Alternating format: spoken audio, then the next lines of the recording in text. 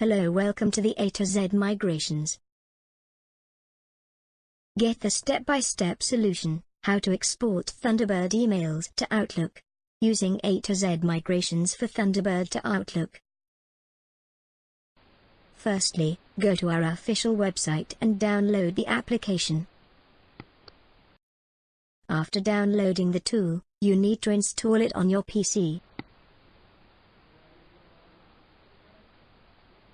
Now double-click on the icon and launch the software.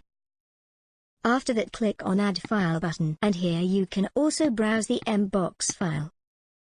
But for Thunderbird, you can click to auto-load option and click Next. Now you will get the preview of the data.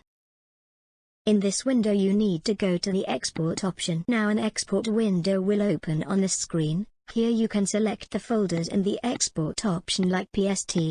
Or also use the date range feature, to export data from a particular date to date. After that, browse the destination location and click on Export. After conversion you will get the confirmation message.